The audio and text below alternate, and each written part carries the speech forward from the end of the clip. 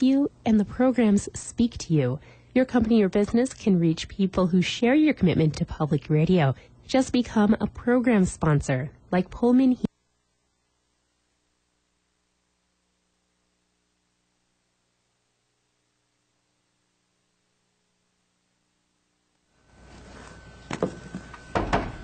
Good afternoon, everybody. Today is the 30th of January. Thank God we've got one more day left this month, and we'll move on. This is the Moscow City Council special meeting. If you would all arise and please follow me in the pledge.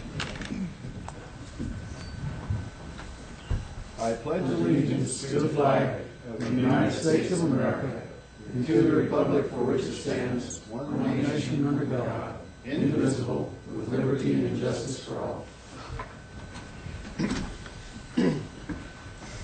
Okay, today this meeting that we're having is for a sanitation rate study update that we're going to have here today. And welcome everybody that's here. Gary, I will turn it over to you. Okay, thank you, Your Honor. By the way, I'm going to have Gary, for everybody that's here, give a little bit of a historic rendition of this and how this all started, and just kind of give us a background for a few minutes before we get into the meat of the matter. So, Gary, the floor is yours. If we could start, I'd like to have Tim Davis, our sanitation manager, introduce Angie from FCS, as well as folks in the audience who have maybe our partners on this thing. This is Angie Sanchez from FCS Group. They conducted our first comprehensive rate study as well as the rate study update. We have Dan Schoenberg is one of the rate study committee members. Amanda Bashaw served on the rate study committee. Steve Odenberg is the mayor of Genesee. Dave McGraw, County Commissioner, Latah County Commissioner. Dale Lisher, City of Kendrick, soon to be mayor. I think he's currently mayor pro tem. And Victoria Seaver is also a rate study committee member. I'm sorry, Victoria, I couldn't remember your name. Well, Victoria's here at everything, so we're used to seeing Victoria. So she's a staple here in this chamber. So good, and as we're going along and we're talking and stuff, and the two mayors will get a chance, as well as our county commissioner, to speak anytime that they wish. So with that, Gary, I'll turn it over to you. Okay, thank you. I'll speak from the podium if you don't mind.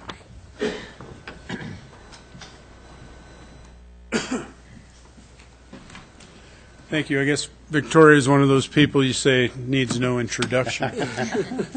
The mayor's asked me to give sort of a background of the sanitation system. Sanitation system in Moscow is a little different than it is in a lot of counties in the state of Idaho.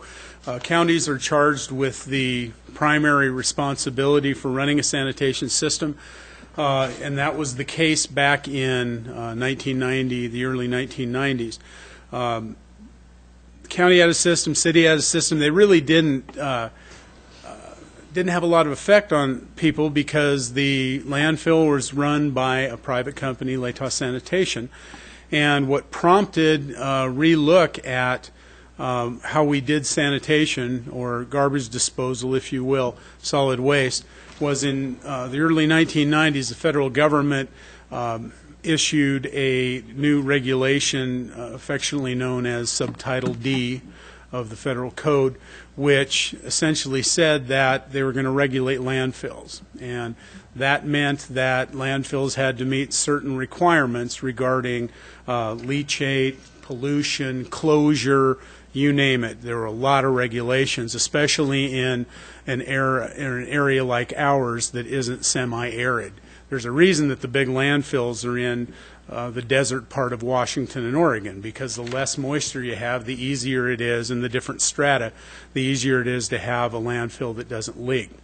You also have to do continuous monitoring on those landfills. You have to monitor methane. Tim can give you a lot more details than I do. But suffice it to say that the LSI landfill that they operated wouldn't have met those. So they gave an out to small landfill operators, typically cities and counties, that if they closed those landfills prior to September 30th of 1993, then you could escape those regulations for continuous monitoring, so on and so forth. But if you put one more spoonful of municipal solid waste in that landfill after that, then you were subject to the monitoring. Costs would have gone way up. We weren't equipped to do that, so we started looking at alternatives. The county and the city formed a SWAC, or Solid Waste Advisory Committee, and the purpose was to look at alternatives. And those alternatives were things like site a new landfill in Latah County, keep the current LSI landfill open, or seek other alternatives, including export to what was being known as mega landfills. Those landfills, as I said, are typically in the desert portions of Washington and Oregon. And so the city and the county worked together for about 18 months, pretty intense. There are a lot of meetings that took place that went until the wee hours of the morning. We hired consultants, had contract discussions. Turned out the mayor at the time, Paul Agidius, and the city council decided that Latah County was not moving forward with the speed that we needed in order to meet that Subtitle D deadline. So at that point, the city invoked the Idaho Code, which allowed us to separate out from the county sanitation system. It allowed us to move forward independently and seek our own resolution. And the fear, of course, on the council's part was that we were going to have all this potential liability hung on us if we didn't move quickly enough, and we felt that the partnership wasn't working out the way that it should have at that time. So, at any rate, the city opted out of that. We started negotiations, hired a big law firm out of Seattle, hired an engineering firm, did a bunch of studies, and eventually came up with a system that would work for us, which included exporting our solid waste, municipal solid waste, to the state of Oregon. We worked with Waste Management at that time. We had a shipping company set up, and we also negotiated a deal with Latah Sanitation for the collection and construction and operation of a transfer station, is what it was commonly called. It's since been known as a solid waste processing facility 7 miles to the east of Moscow. So we went through all that, got all the contracts in place, so on and so forth. In the meantime, Latah County was taking kind of a parallel track and was working with the other cities within Latah County. And their studies, eventually, they came to the conclusion that I believe we were producing about 27,000 tons of MSW at that time, or at least total solid waste, if my recollection is correct. Wasn't big enough for them to build their own landfill or have a separate contract, separate transfer facility, so on and so forth. By nature of our contract with LSI, they operate the sanitation system under a franchise agreement with the city, but the city controls what goes in and out of the LSI facility. We felt it was necessary to do that to make sure that since ultimately under Subtitle D, Federal Code, we have ultimate responsibility for what goes into a landfill and what the city produces. And it sticks with the producer throughout the life of whatever happens. So anyway, we could go into a lot of detail about that. So Latah County and the cities decided that they would approach the city, and the city always left the door open. And our contract with Latah Sanitation was that we will work with you under this contract, but you have to agree, and the city had to agree, that all things considered, if it worked out, that any solid waste that was produced within Latah County could be accepted at the transfer station. So we made provision for the facility to be built large enough to be able to accommodate that, so on and so forth. We also negotiated with them to have a recycling center, a recycling program, public education program, demolition, landfill, metals recycling, and a household hazardous waste and tire recycling. So at that time, the counties and the cities decided that they wanted to have their own collection contracts with Latah Sanitation, and that makes sense. City has no interest in managing the collections in the county. The county already handles that very well. Cities handle it through the county or directly with Latah Sanitation.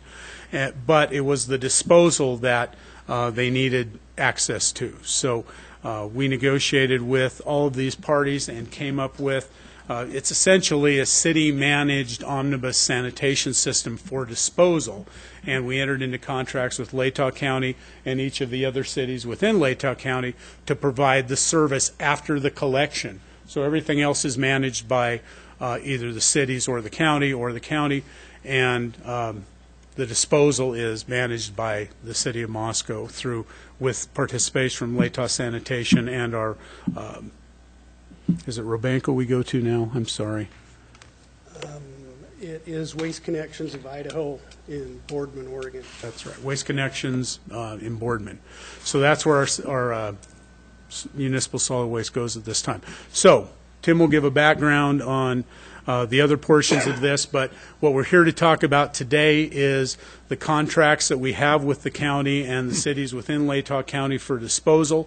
That's the history of how we got to this point, and one of the things that this last rate study focused on was what is the balance, the equity between the collection rates that are being charged our residents for services within City of Moscow and what we're charging folks to dispose of their municipal solid waste and demolition waste out at the transfer station, to make sure that City of Moscow residents aren't in a position where they are subsidizing with their collection rates those disposal services that are being offered to other than residents of the City of Moscow. So Tim will take it from there if that's sufficient. Yep, that's absolutely. Thank you for the background on the history of that, Gary. I thought it would be interesting and knowledgeable for those that didn't know that's in this room. So just kind of give everybody an update so we know, well, why are we doing this to start with? So. Yeah, if I could add one more thing. I wanted to make sure we have a great relationship with the county and the other cities in Latah County. Yes, it's only been enhanced since Tim's taken over as sanitation manager. It's run just like a regular county system, and Amanda's been great to work with. The commissioners have been great to work with, and we're really happy about the way the system Collaborative works. effort for all of us. So thank you, Gary. Tim? Thank you. We've got a short presentation we'll go through. We'll start with an overview of the sanitation services offered within the City of Moscow, as well as a little background and review of the 2012 comprehensive sanitation rate study.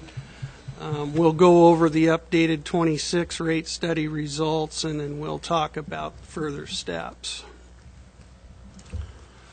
Sanitation services within the City of Moscow. The city provides contract management. We act as a billing agent for all collection services within Moscow, as well as those disposal services for Latah County and the cities of Beauville, Deary, Genesee, Julietta, Kendrick, Potlatch, and Troy. As Gary mentioned, the county and the cities, they have their own separate collection contracts with Latah Sanitation. Some of the services that are contracted through Latah Sanitation include our solid waste collection, our single-stream curbside recycling, operation of the city-owned recycle center. We have operation of the solid waste processing facility, as well as a construction and demolition landfill. And they also operate the compost facility out at the solid waste processing facility. The city also contracts directly. Originally it was with Waste Management. That was assigned to Waste Connections of Idaho back in 2009 for the transportation and final disposal of our MSW. In the City of Moscow, we started the roll cart collection service back in August of 2013, which includes an on-demand service which took the place of the old tag system, and that includes biweekly single-stream recycling. We have multifamily, residential, and commercial collection of solid waste. Some of those the smaller units use the roll carts. The majority use mechanical containers or dumpsters that range anywhere from 1 to 8 cubic yards, and the customer selects that frequency of service that they need. That includes biweekly single-stream recycling for the multifamily folks. We also offer roll-off container by request, and other services include customer-owned compactors and temporary mechanical containers. We have the recycling center down on Jackson Street. We take in electronic waste as well as the curbside recycling, and we also have a yard waste drop-off down there on the Almond side. That serves as the main processing facility as well for all the recycling materials that are collected and dropped off at the center. Latah Sanitation is responsible for the day-to-day operations, curbside collection of recycling material as well as the material that's dropped off at the center. They load and transport all the acceptable material as well as move all that yard waste from the recycling center out to the compost facility. They also provide a public information and education program. We have the Talking Trash newsletter, and they do a number of tours down at the facility for school-age kids, and any number of folks that want to do a tour of that facility are welcome.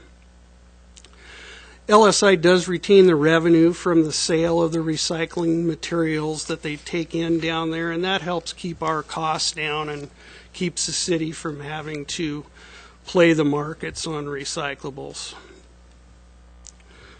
Through the strategic planning process, the city is addressing major challenge areas at the recycling center. The city has been accumulating funding originally intended for expansion of the recycling center.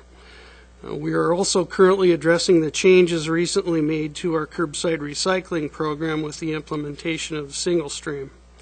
We are also working to expand single stream recycling to commercial businesses and schools. The current site has insufficient space to expand the yard waste drop-off area. Considerations are also being made to relocate the processing, baling, and shipping portion of the facility out to the solid waste processing facility on Highway 8. The recycling program changes and site limitations that we currently have rendered the original recycling center expansion plans obsolete.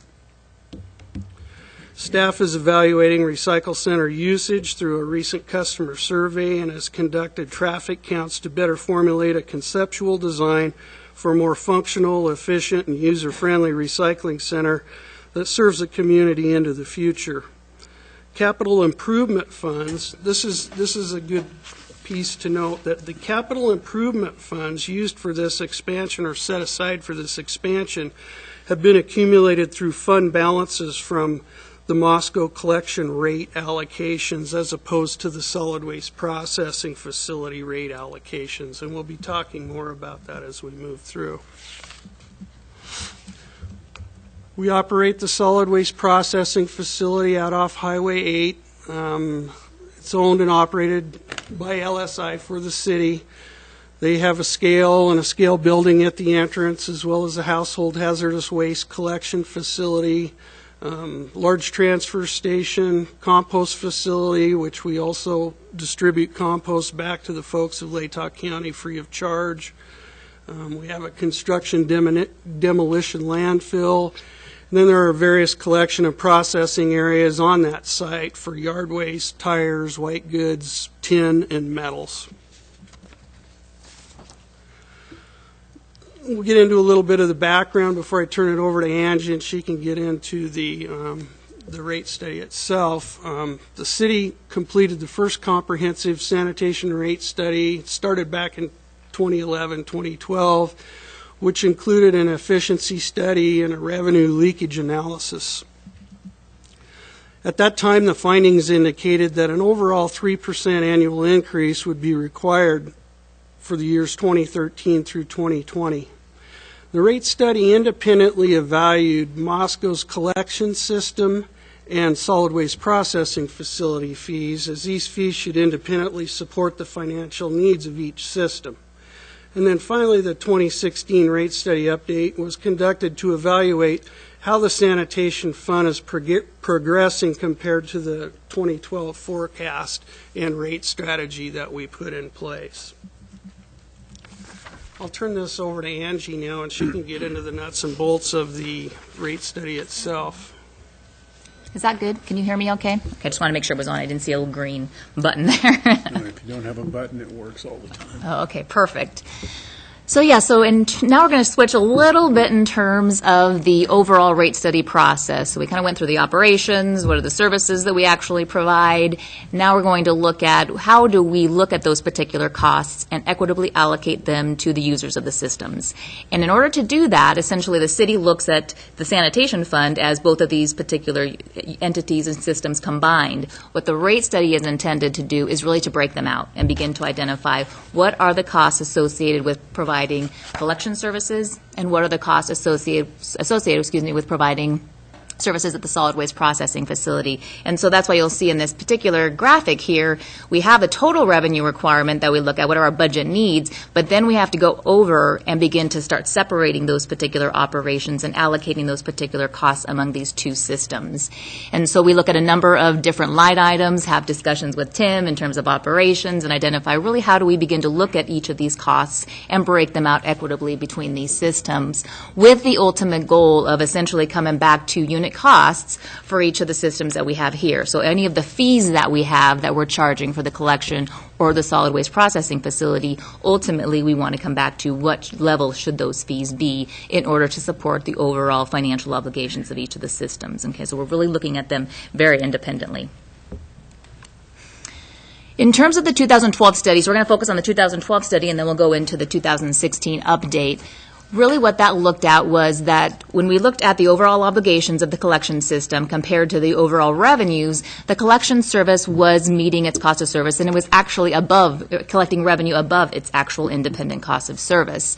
And so essentially what we were looking at is that we did not have to do any type of rate adjustments for the fiscal year 2013 and 2014. They essentially stayed at where they were in terms of the current levels, and only began the 3% increase in fiscal year 2015. And so that's kind of what you see here. We're just kind of play the catch-up. We knew we were going to be getting to our overall cost. Ultimately, we were also implementing a roll cart system, not exactly sure what that roll cart system was going to show us in terms of the overall expenses. And so the overall committee, a lot of the committee work also was saying, let's just keep the revenue levels as they are and then only begin the rate adjustment for collection in 2015 and forward.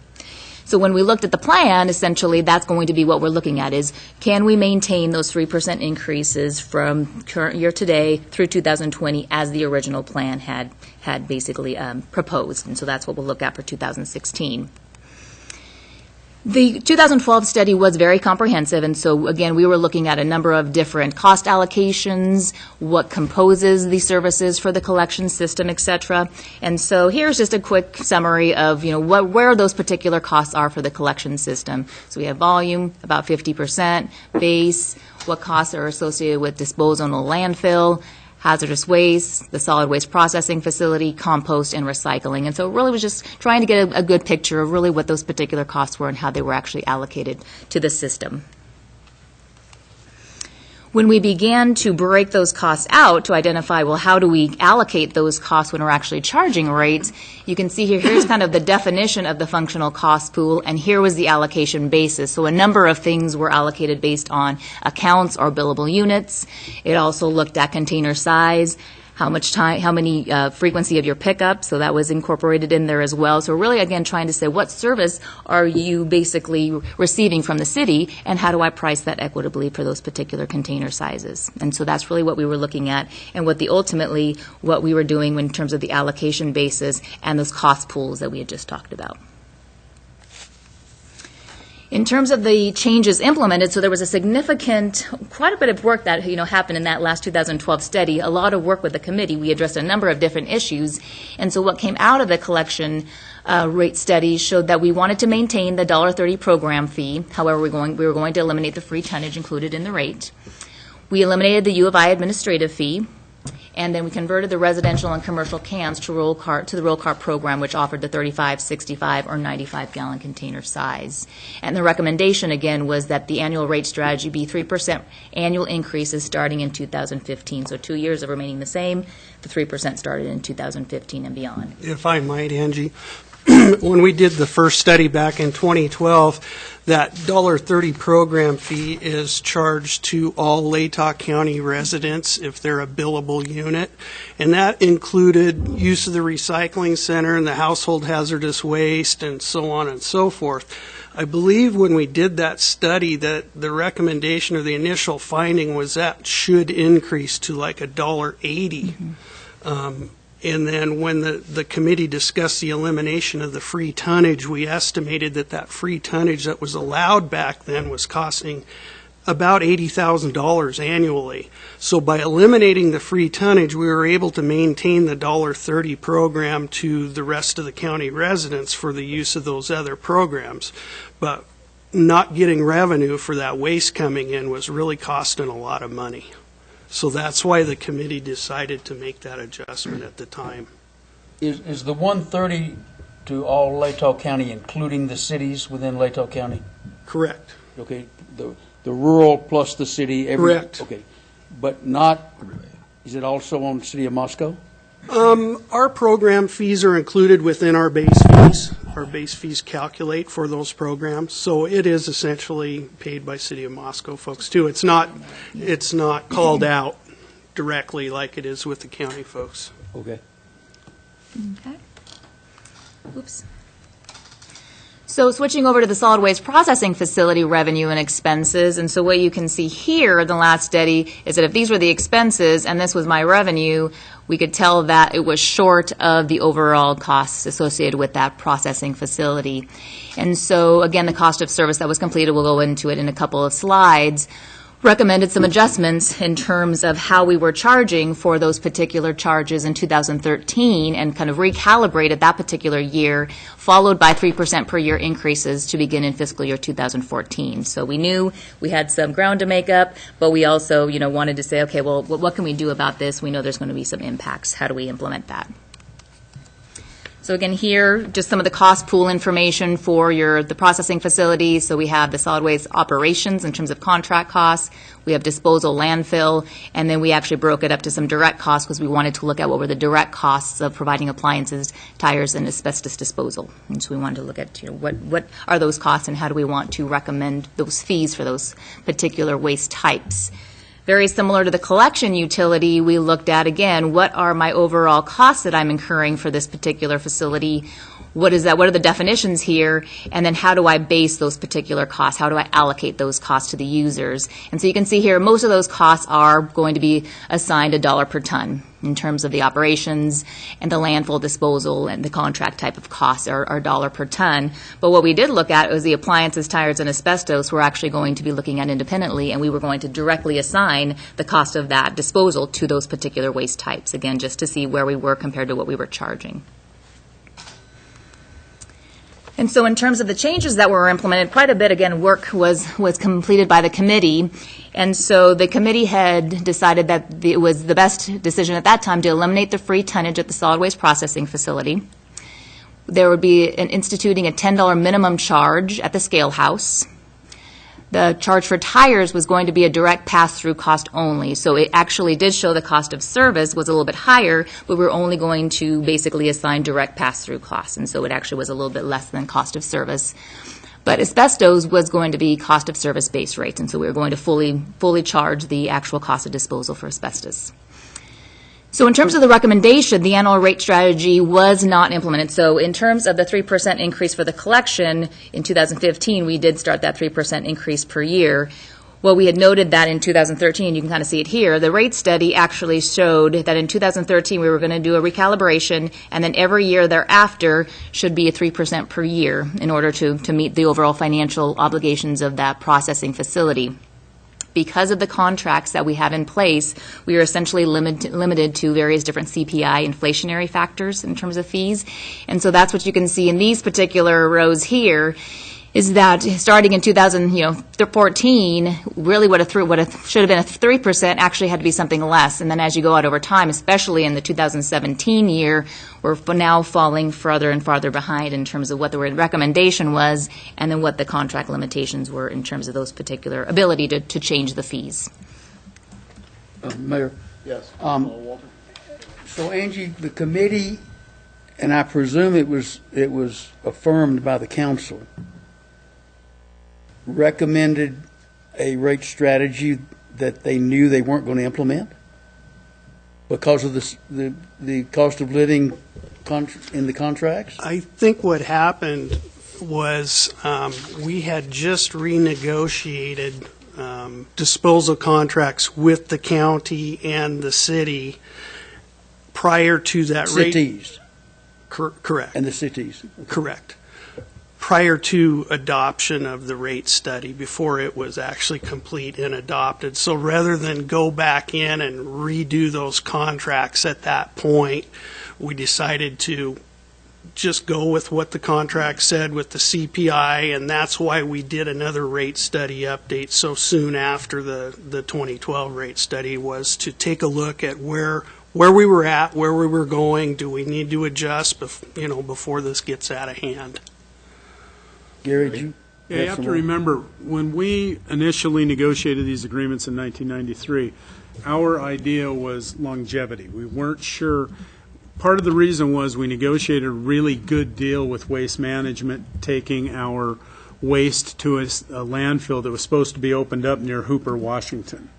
And we saved an enormous amount of money because they hoped to open that up, which is why Waste Management for years and still is shipping, or their S&Es now are shipping our waste all the way to Boardman, Oregon at the same price as dropping it off at Hooper, Washington by Washtuckna. They're eating that other half, that double the distance, because of it was a good contract that was negotiated. It was a 10-year contract with 2 additional 10-year extensions. So we were kind of tied in to those 10-year time frames. We also had 10-year agreements with the cities and the county. County, I think, is on 5-year now, Tim, I believe, or are they all on 5-year? I can't remember. It was they were renegotiated at a 10-year stint, but at 5 years they could withdraw from that if they chose. That's right, it was a renewal. So, but the idea was longevity, stability of rates. So Tim was hired not 10 years ago when these were renewed, but when he came on and we had a sanitation management professional, he pointed out that we probably ought to do a study to make sure that we were able to feed the beast, so to speak, make sure we had a sustainable sanitation system that took into account operations, capital, longevity, efficient rates to the consumer, so on and so forth. And that was the 12 study. Exactly. So Tim came in, those contracts had already been renewed. We could have said, hey, the contracts are the contracts, why do this rate study till year 9? But we felt we wanted to know, and the council felt it wanted to know where we were today, so as we go forward, we're able to do some adjustments. And that's really what we're here today for, what Tim and Angie are going to be suggesting, and what the county and the small cities are indicating that they would like to do will actually benefit them in the long run by taking a series of marginal increases as opposed to one giant increase at the end to equalize out the system. So just to chase this rabbit a little bit further, so the underlying comment that the recommended annual rate strategy of 2012 was not implemented is not so much not implemented, it was a recognition of a problem, and at the same time the recognition that you've got these fairly new contracts with CPI increases built in, and therefore you're going to just have to let it run a while. Exactly. We were bound, preemptively bound by the contracts that we'd signed that had a certain percentage of a CPI that was built in. You remember back in those days, we talked about the sanitation, or LSI, as well as Waste Connections, came in and wanted us to put a a pegged fuel rate in to protect themselves from spiking diesel rates. Council, in its wisdom, I believe at that time, said, you know, on a one-time basis, you come in, if you can prove to us that it's as big a problem as you say, we'll help you out, but we're not going to adjust our contract so it adjusts automatically, because we can't get into your business and actually see what the margins are. So it worked out really well. This is what really we're doing here is just to check the system, make sure that the next decisions the council makes and our partners make are designed for the long-term sustainability of the system. What Angie and Tim focused on this time in the study committee really was, okay, now we know where we need to be, but who's paying for what? And how do we make sure the people who are actually utilizing the service are paying for that service that they're utilizing? And to your point earlier, instead of it being a big jolt in one specific year, it's taking gradually over a number of years to smooth out. Isn't that what we're talking I'm about? probably stealing Angie's thunder. Well, I mean, you know, just to be candid about, that's what we're trying to achieve for everybody. Exactly. So it's fair for everybody, and it's not a big bite for anyone. Exactly. Okay. So I think some really good points that were made in terms of if we look at the sanitation fund in total, this would not be revealed in terms of, you know, what each particular collection versus solid waste processing facility looks like. In total, we're fine, we have fund balance, et cetera. It really reveals itself when you start kind of peeling off and kind of peeling the skinner off and saying, really, what should those particular fees be for collection versus the solid waste processing facility? Okay. So really, in a nutshell, here's kind of what we're looking at here is this particular table has a number of things that it's representing. So the rate study proposal is in the orange, and so back when the study was completed, it actually went from 2013 through 2020, but we wanted to kind of stop in terms of where we are today. The rates for the tipping fees were the $73.80, and with the 3% increases over time, really where we needed to be today in 2017 was more like $83.05. That was the projection. The gray, the gray represents really what has been occurring. And so you can see there, 2013 we recalibrated, and then as we went out over time, again, due to those CPI adjustments, we started to lose a bit of ground in terms of what the proposal had anticipated our tipping the level of our tipping fees.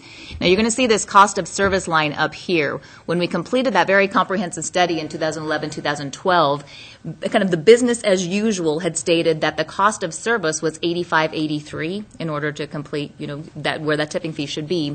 Because of the various decisions that were made, so elimination of free tonnage, instituting of the $10 fee, we were able to lower the fee from, really what would have been the $85.83 if we would have stayed kind of what we were doing to the $73.80. So that's where the recalibration happened, and then we were going to do 3% per year. Well, and the good news about that $10 fee that you just mentioned a moment ago, if you have somebody that's taking, for their own household stuff and has got additional things, it's a $10 fee. It's not burning everybody else that doesn't do that, which I think is fair. I've used that myself a number of different times, and I think that's a very fair way of doing it. Mm-hmm. So, Angie, what's our current cost of service? So where you need to be right now is more at the $83.05. So we're a little bit short in terms of that particular tipping fee, which is based on the alternatives you'll see. That's kind of really what we're trying to say is we need to catch up at some particular time, but there are some alternatives in terms of catching up. So now we'll switch over to the 2016 update. And so, again, really what this update was intended to do was say, here was this plan that we had out there. We're about halfway through that particular plan. How are we doing? Can we stay with the plan, or might we need to make some changes? And so when we look at the collection utility, some of the key factors there was we did update the budget to make sure that we were aligning with existing current revenues and expenses. Our growth rate has assumed basically flat, so no growth rate in terms of some of the collection account growth, et cetera. We also do have a fairly large capital project there in terms of the recycling center over a multiple period, but again, it's about $4.5 million. It does include land purchase, remediation, and construction, and a good part of it is that there's about $450,000 revenue offset from the property sale, so there is an assumption that there will be some assistance to reduce that cost from property sale. Hang on a second. Commissioner McGraw had his hand up. Dave, you want to come up here and talk at the podium? Just a quick question, Mr. Mayor. Thank you very much. Angie, that you say growth rate flat, is that? Commissioner, I'm sorry, but we are recording this, so if you could go to the podium. Just your name and your address and just who in the world you are, even though we all know you you. need no introduction. Yep. I've been here before. We have your social security number on. Bank number, no. Dave McGraw, Latah County Commissioners, Troy, 102 East A.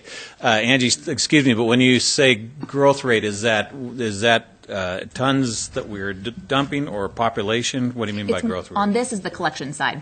So we're strictly looking at collection now. We're going to look at the solid waste processing facility next, Okay. and that'll have its own in terms of tonnage and particular waste types. So this is population then? Yeah, this is collection. I just wanted to be clear. Thank you. Thanks.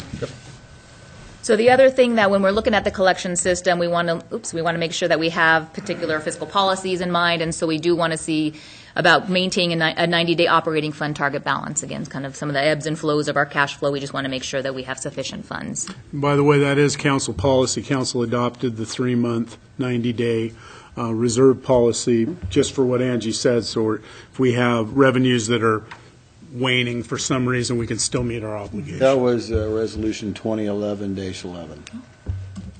Good memory. That is a good memory. So just for comparison purposes, again, we kind of showed really how those particular costs were split out between those various different cost pools as we had in the 2012 study. Very similar in terms of how we break out currently.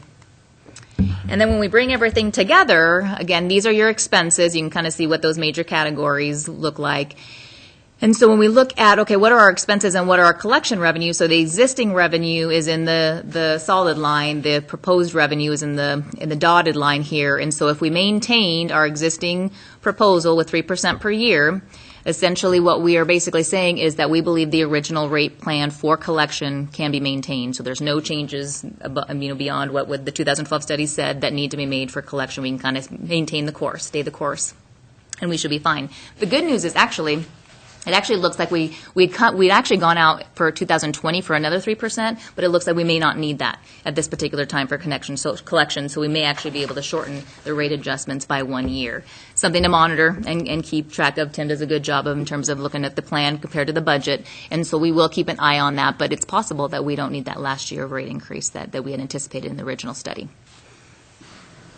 Okay. In terms of the solid waste processing facility, and so some of the key things here, as we talked about, or again, we updated to the budget. Now, general cost inflation and the CPIs really come into play in terms of these particular contracts. So we did just want to highlight what those particular CPI indices are and the general cost inflation.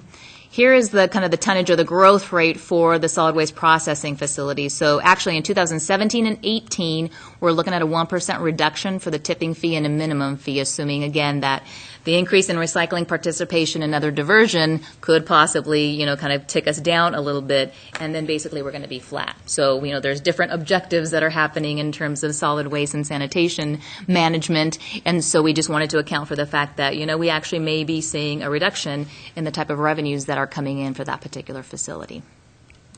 If I may, Mayor? Gary? All right. Walter? Your solid waste processing facility does not include recycling, It does not, I don't believe that correct? Okay. No, recycling's allocated in collection. Okay. So you've only seen a 1% reduction in tonnage at the solid waste facility with all of the recycling we're doing? We based the rate study on a 1% reduction, not knowing what that number was going to be. We took a conservative approach to it. So the 1% tonnage reduction is an assumption, not Correct. a reality. Correct. Okay. Okay. Again, breaking out some of the cost pools, you can see that the appliances, the tires, and the asbestos used to be broken out in the 2012 study is actually now combined into miscellaneous other for the contracts. That's why it's not broken out here and shows a little bit only 2 cost pools. And so when we look at the solid waste processing facility annual revenue requirement, a bit different from the collection, you can see that here's where we are in terms of our existing revenue. Here are our overall expenses. In this particular case, we were looking at, what is basically the indice that we have to comply with in terms of our adjustments for 2017, and you can see it's a 0.12%. And then we said, what do we need to do over time in order to get us where we need to go without really causing a large initial impact to our to our users of that particular facility. If we needed to do an immediate recalibration, it'd be about 12.5% pretty quickly, that we would need to implement. But we said, well, what are some options that we have here? So the first option we looked at was that we'd have a 6.5% increase beginning in fiscal year 2018. It would have to go for 3 years, followed by 2% increases, and then again for this time period that we extended out this time, 0%. But you can see until about 2020, we're not really catching up with our expenses with this particular rate plan. And so what it would require is that we would have to use about $337,000 in reserves in order to help phase that in over time. Okay, so again, we're not recalibrating immediately to get up to here, and so this phase-in will cost a bit of our reserves. Okay. Now understand that those reserves were generated in the collection side of the sanitation operation. Absolutely. Since we're actually losing money in the solid waste processing facility end of the operation. So what we looked at, that was the initial discussion that we had, and based on further discussion with city staff, basically what we said is, well, what happens if we could put some alternatives together for consideration? And so we put 4 alternatives together. And this was the alternative that we just looked at, so the 0.12% in 2017, followed by 6.5%, 2s, et cetera. We looked at, well, what happens if we recalibrate or rebalance in 2018? And so, again, we are not doing anything today. It's 0.12 based on the CPI. We would need about 14%, again, because we're waiting a little bit more time. So instead of the 12.5%, it becomes 14%. And then, again, more inflationary type of levels. Use of reserves about $236,000 in that particular case.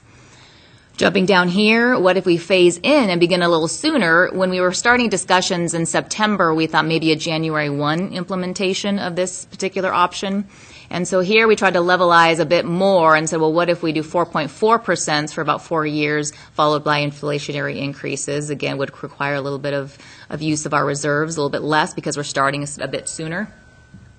And then what happens if we just delay until contract expiration for 2019? And so you can see here 0%, 0%, and then it would require about a 16.5% increase. It would be 0, 0, and then the shock treatment. That's right. Which we don't want. That's right. And so these were the various alternatives that we kind of discussed in terms of the committee and kind of really back and forth in terms of what particular option made sense, what kind of use of reserves were we looking at in terms of being able to provide these various different alternatives. But essentially, really the driving force is that we are falling behind the cost of service.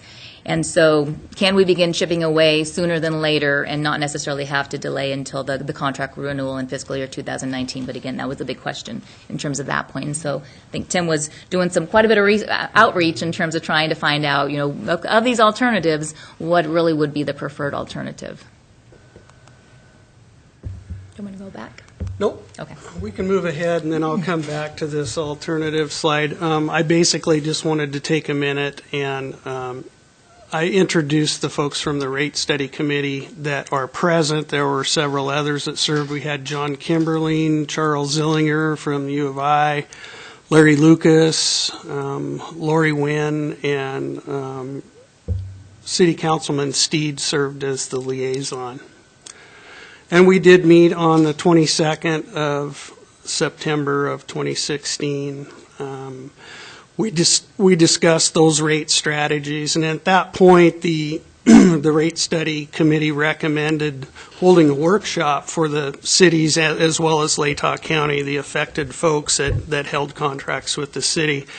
We scheduled a workshop for November 3rd, 2016, and we only had 2 cities, and 1 county commissioner showed up for that. So it wasn't very well attended. So basically, I took this information on the road show and attended several city council meetings out there in the county, and Amanda Bashaw from Latah County traveled to those meetings with me. She's got an established working relationship with those folks, and it was very helpful, so I do want to thank Amanda. So we've had outreach to every one of these cities. Yes. And the consensus that we were able to reach with the county and the cities was most of them wanted to go with the alternative 3, which was the 4.4%. And we can go back to that.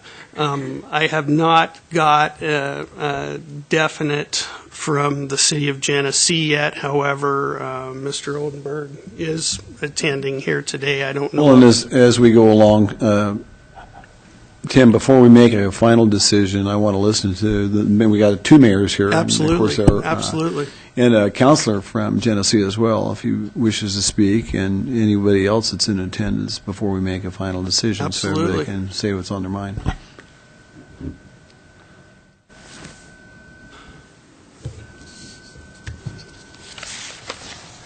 You know, basically, when I went out and visited these cities and provided them the information that we presented to the committee, you know, I indicated that obviously the city would, we'd honor the current contracts, but we just felt like it was a better approach to start incrementally pecking away at this deficit and get caught back up. And it would just be easier for all of our customers to swallow if we did it little bits at a time rather than, the big sticker shock of 16.5%. So, and then the other thing we did was we have drafted amended contracts to reflect this alternate 3, but rather than beginning January 1st, it would become effective March 1.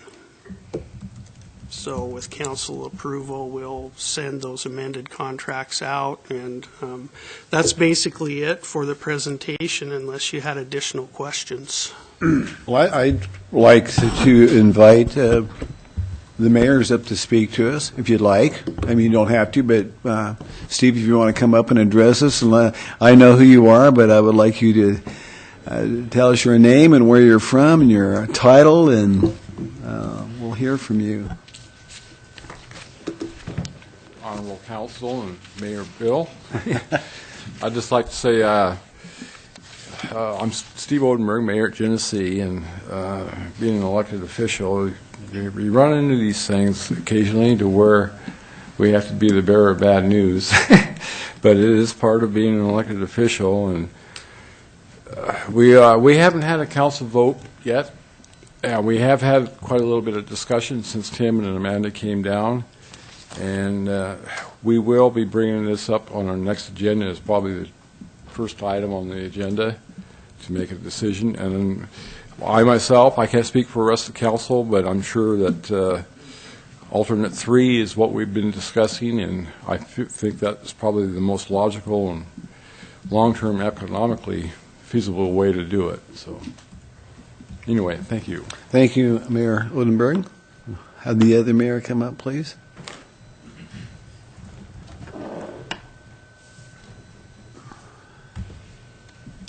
Thank you.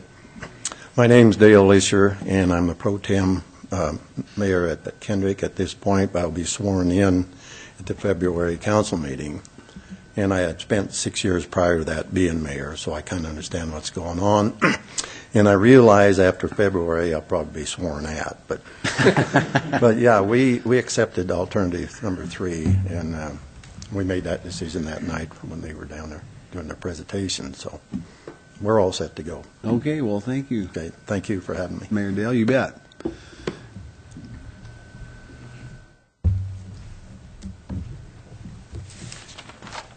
Latah County Commissioner Dave McGraw from Troy again. I've always said that there's several businesses in Latah County that absolutely have to exist. Gritman's one of them. Have to have a hospital. You have to have electricity. So Gritman's one. Vista's one. You have to have electricity. And solid waste. You have to have solid waste services. So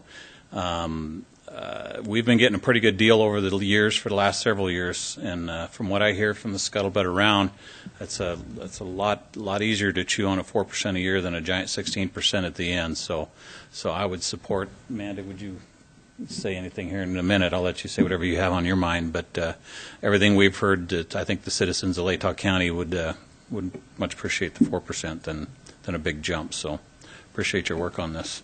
Thank you, Commissioner McGraw. Others that would like to come up and talk to us, come on up. And please state your name and your address. Hi, I'm Amanda Bashaw, Latah County Solid Waste Coordinator, 858 Indian Hills, Moscow, Idaho. I'd just like to say it's been a great group of people to work with. My concern is making sure that all the rural cities and everybody knows that I believe in the new amendment that's going to be proposed is the CPI increase is going to be null and void. So it will just be the 4.4% increase that we've been presented with today that we've all been discussing with the rural cities and throughout the rate study committee.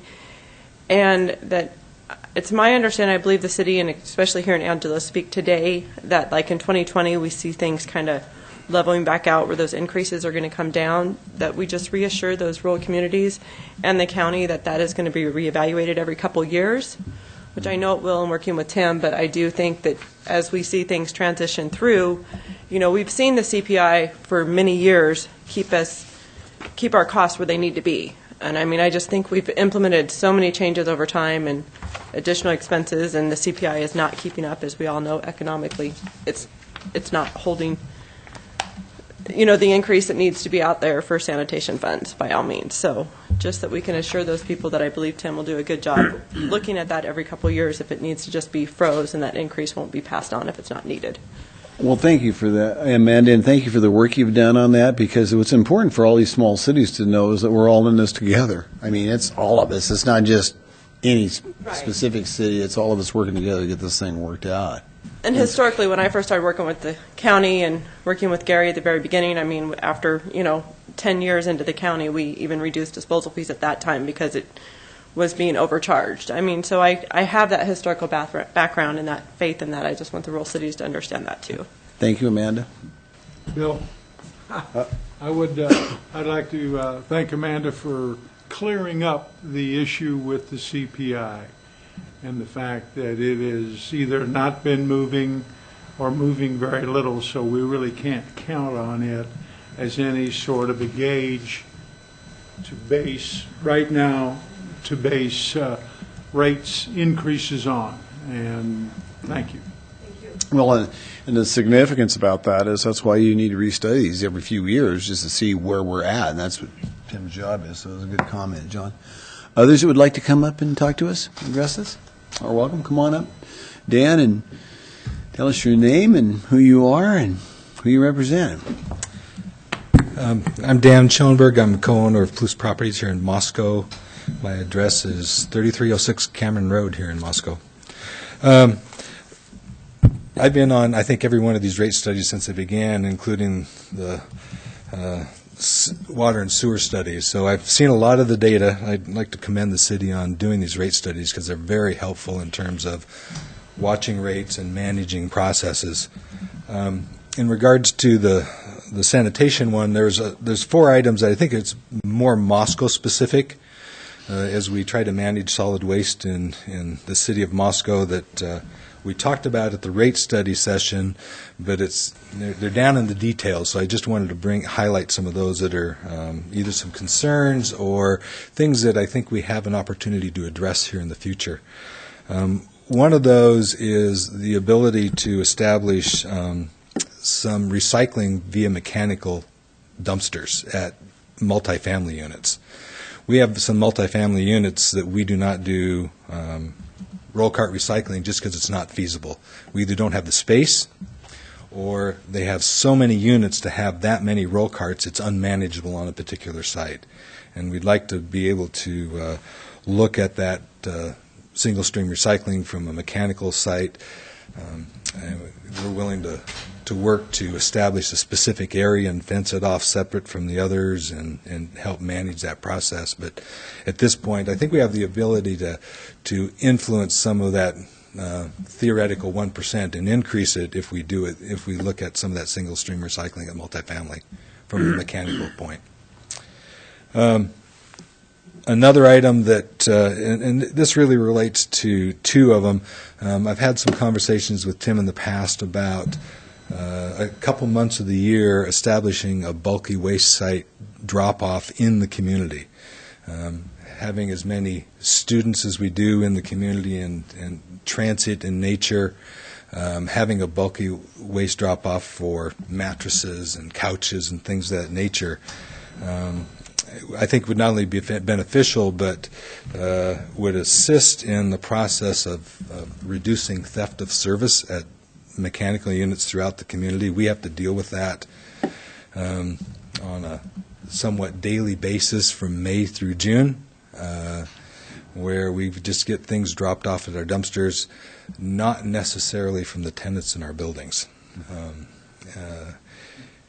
And it's, you know, it's very difficult at best to try to ID where that comes from, but when we have a building that there's been no move-outs and yet we have a household set of furniture sitting out at the dumpster, it's like, well, it didn't come from this unit or these buildings.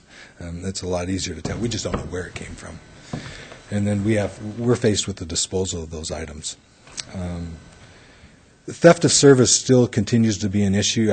I know from the very first rate study I brought this forward. I have to credit Moscow PD. It's the last thing they want to do is get phone calls for theft of service at a dumpster. And we know it's occurring. A lot of times we can't ID who it belongs to. When we go to a property and there's a bunch of demolition dumped in one of our dumpsters, and we've done no remodeling at the property, we know it's theft of service. We just can't detail it. Or, again, the drop-off of the bulky waste or items that don't belong at a particular property.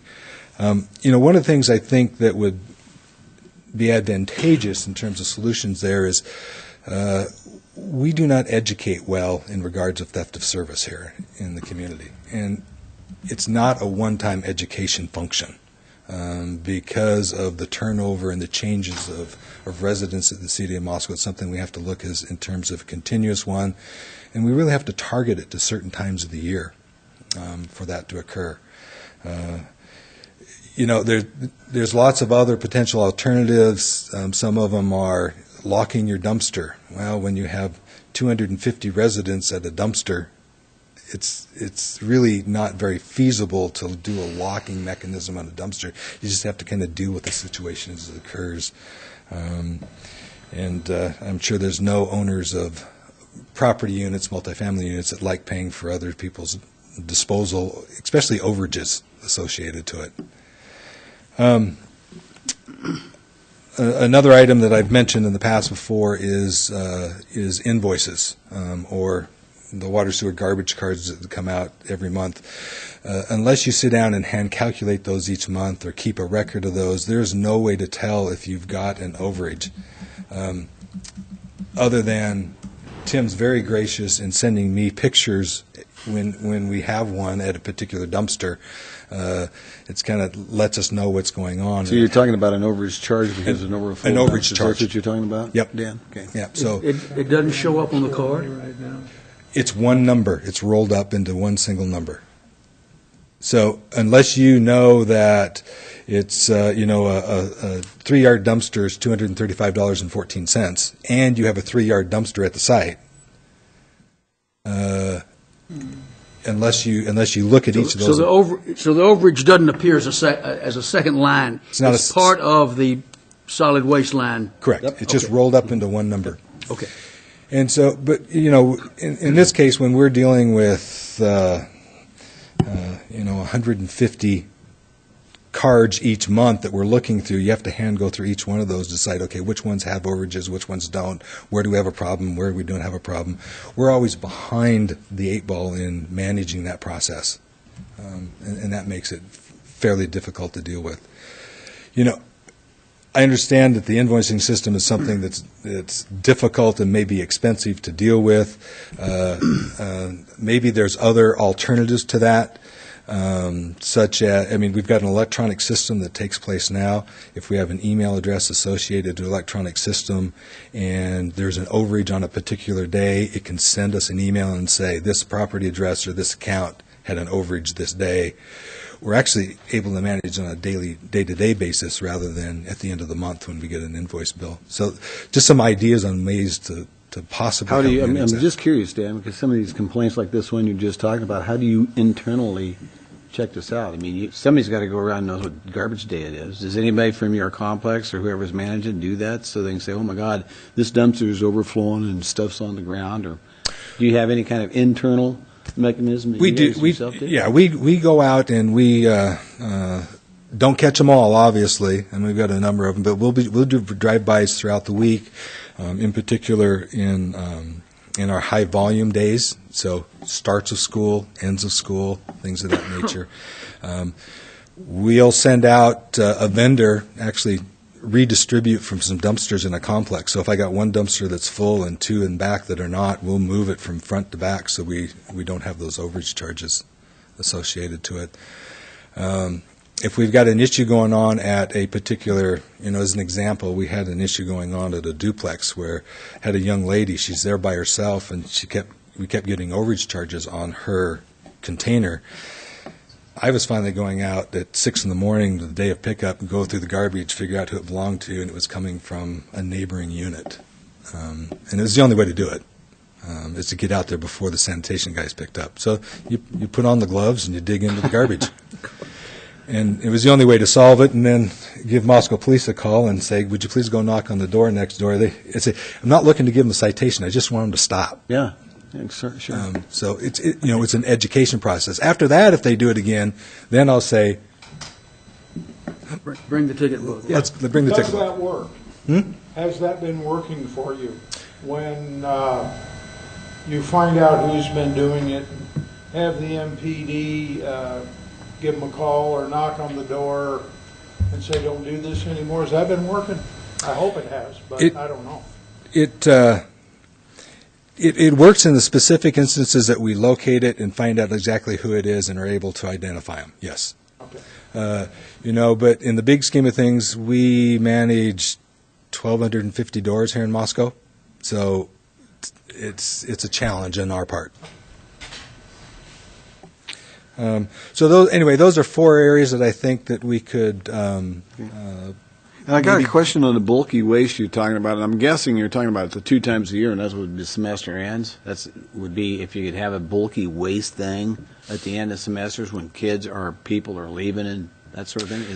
That's got to be the 2 worst times, I would think. Yeah, the December turnover season is not that big. It's actually pretty easy to manage. Sure is. So May and June. Okay. So from about graduation time mid-May through about mid-June, about a 1-month period of time, having that bulky waste opportunity in the community would be very good.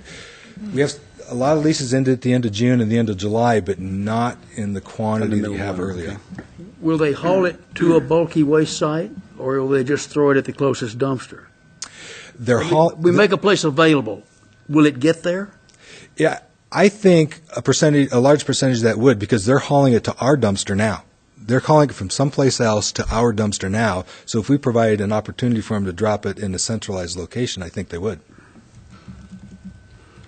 Okay, Gary? Robert, if I may, Dan makes some good points. Angie's got to catch a plane at 7, so I'll be brief. The billing situation we've been looking at in the finance department, we've talked about implementing a different system. It's fairly expensive. We want to look at all the alternatives, but we'd like to have more information on the bills, not just for sanitation, but also that people could look at their annual consumption of water and how it compares to last year and so on and so forth. The issue with the bulky waste site, fully understand, and it shouldn't be that theft of service should impact individual ratepayers, but it involves a bit more of a comprehensive program, pilot program, if you will. What you're talking about is because people with a mattress typically aren't going to want to pay to dispose of the mattress.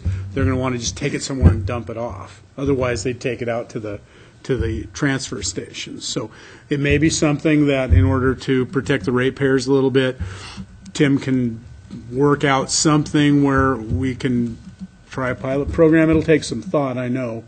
But typically those free sanitation programs tend to be abused, and you get folks who should be paying for their sanitation or solid waste disposal that just want to go dump it off, which is what's happening. And it shouldn't be on the back of the ratepayer either. Fully understand that. Well, thank you, Dan. Have we got others that would like to speak? Okay, I'll turn over to council then.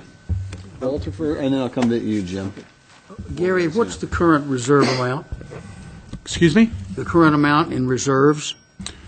Oh, well, the current amount in reserves is the 90 days. No, how much? Dollars? Oh, I'd have to give. Do you have it, Angie? It may not be up to That's date. great. Close enough.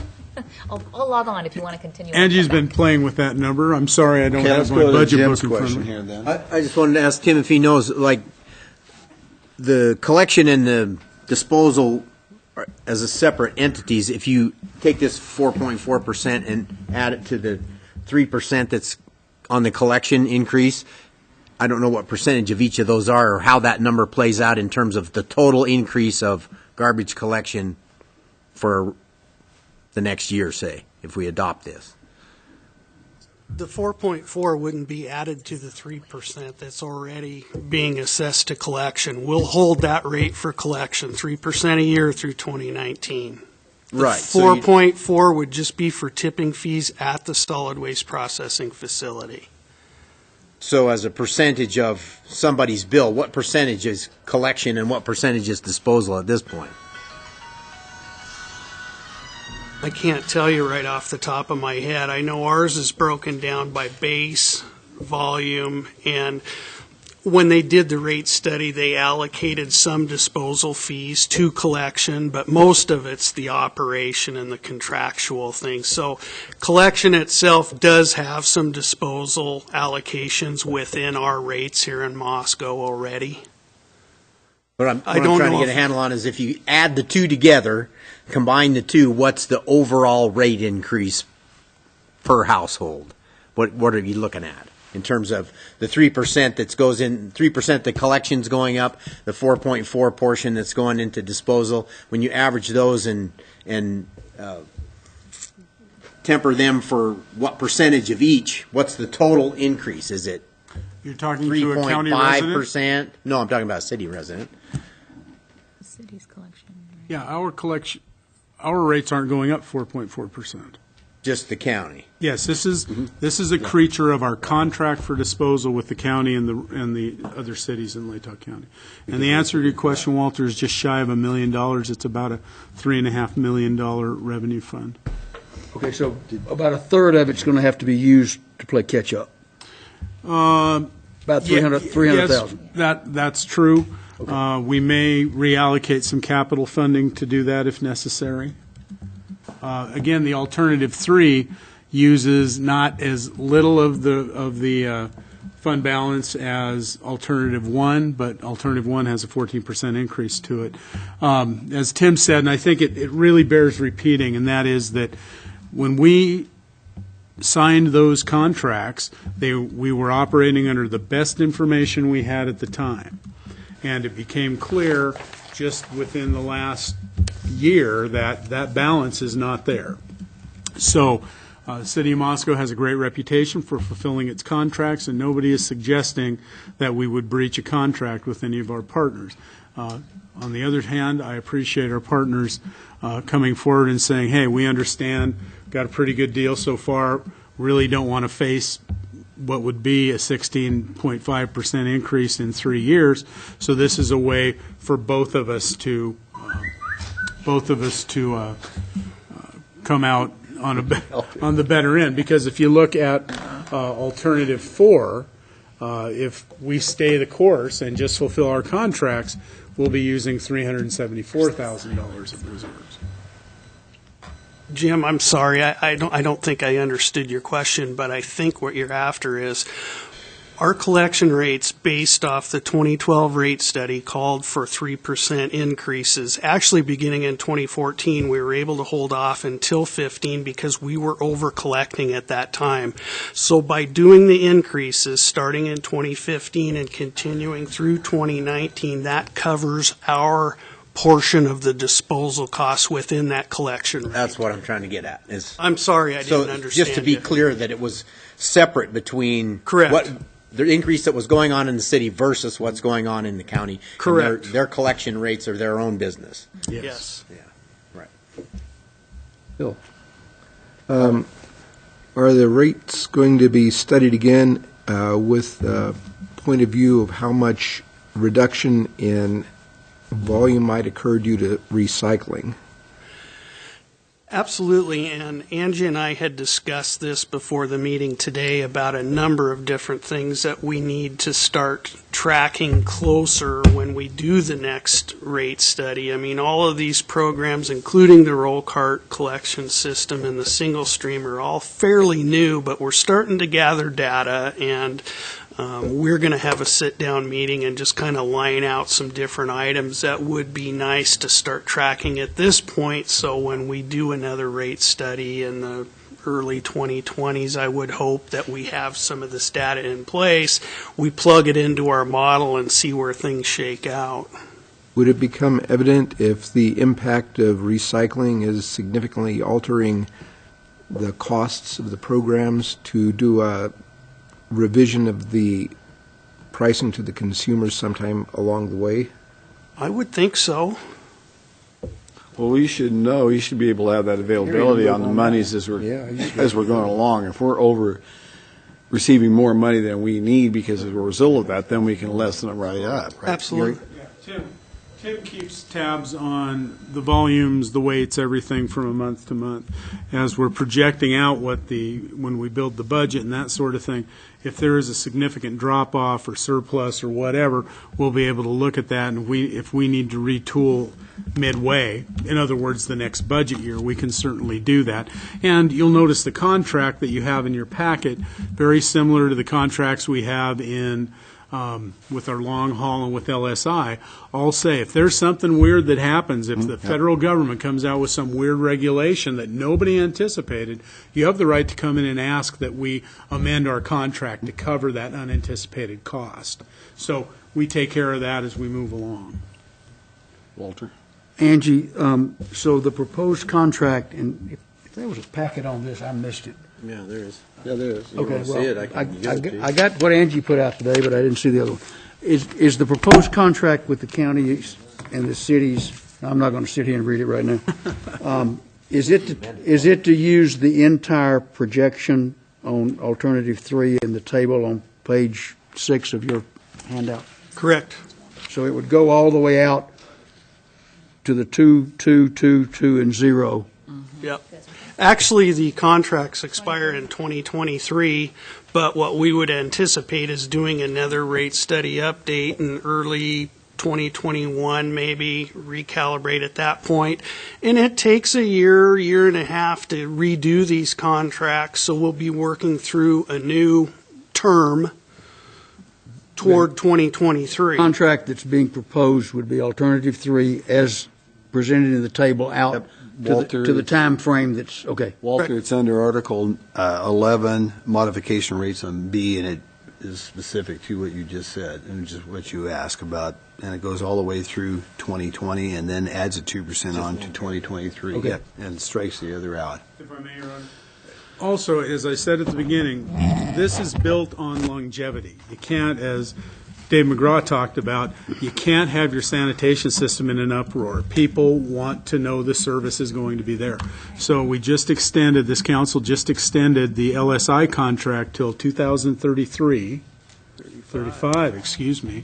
So we'll have a renewal or some other alternatives come up on long-term disposal here in the next couple of years. This extends the contracts with the county and the small cities to 2022. So it really is in keeping with that long-term perspective of solid waste. Another thing to keep in mind is our long-term disposal contract with Waste Connections also expires in 2023. So we're also looking at other alternatives for that. So the two will tie hand in hand, if you will. Okay. Is it okay? I'd like Catherine? to move to approve the 2016 rate study update findings and amended disposal agreements with Latah County and the cities of Bovell, Deary, Genesee, Julietta, Kendrick, Potlatch, and Troy. Second. Okay, we have a motion by Catherine and a second by Gina to approve the 2016 rate study update findings and amended disposal agreements with Latah County and the cities of Bovell, Deary, Genesee, Julietta, Kendrick, Potlatch, and Troy. I'll start the roll with Walter. Aye. Aye. Aye. Aye. Okay, and we are finished with that, and it's approved. I'd stand for a motion to adjourn. So moved. All in favor?